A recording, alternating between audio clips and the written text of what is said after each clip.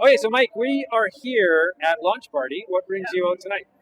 Well, I'm an alumnus and a startup founder here in the city. So I started my company a few years ago, but it was during the pandemic, so we didn't have a physical one, and they invited all of us pandemic babies to come back. Yeah, that's kind of sucks, right? Because now you look around and go, oh, this is what I missed out on.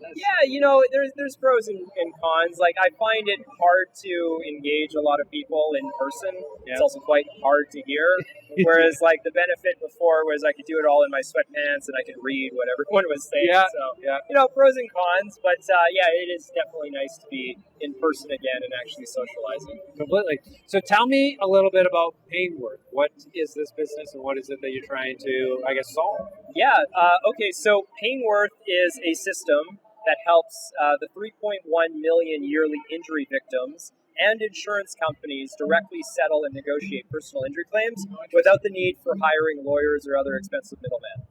Yeah. So this is a huge issue. I mean, a few years ago, the government at the time here in Alberta had frozen all of the claims because things were escalating, and then the new government came in and then released that and caused all sorts of different problems. This is a big deal. Yeah, I mean, you might think that only if you're injured do personal injury claims affect you. But if you're in the insurance business, claims is your business. Claims is what makes or breaks an insurance company. And if you don't have your claims in order, there's only one thing that you can do. You can either fix your claims or you can raise premiums. Yeah. And that's what was happening effectively here in Alberta and across Canada, quite frankly, for the last number of years. Insurance companies don't have claims in check, so they lobby and they petition to raise premiums, and it hurts all of us. So it's really important to solve this problem because it affects us all. Yeah, totally. And so how do you get into this? You have a legal background? What's the story? No, I don't have a legal background. I don't have an insurance background.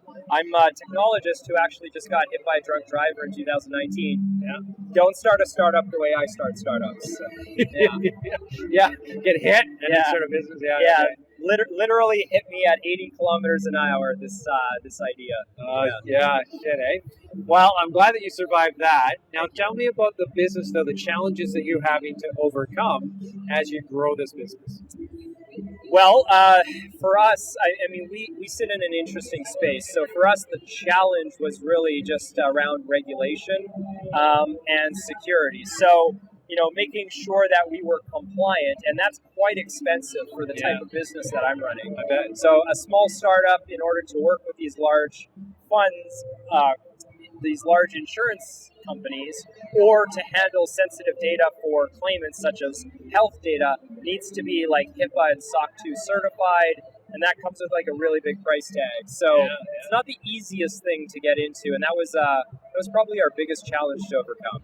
But also, I guess, in its own way, a barrier to entry for other competition too, Absolutely. Which is good too, right? Yeah, absolutely. Like, you can't work in the space unless you have that compliance and you're ready to shell out like the tens of thousands of dollars to get it. So you have to have, like a very good proof of concept in order to, raise that kind of money in order to get over those barriers. So definitely big barrier to entry for a lot of companies, which is probably why we have never seen innovation in that space before. Yeah, that's very true. Well, congratulations on the startup. Don't go getting hit by anything else. I hope that you can avoid that and have a real great success here. And I'm really curious about your backstory of, the journey that you've taken through entrepreneurship as well. And I'd love to have you back for a full episode on our podcast called Amplify Your Business if you're interested. Yeah, 2 years since we've been in operations, $200 million in claims settled. Wow. So, on track to do $1 billion in claims by this time next year. And there's a lot of up and down lessons that we've had along the way, and I'd be honored to share them with you sometime. Really cool. Yeah. Thanks a lot, Mike. Really appreciate you coming by. Thanks so much.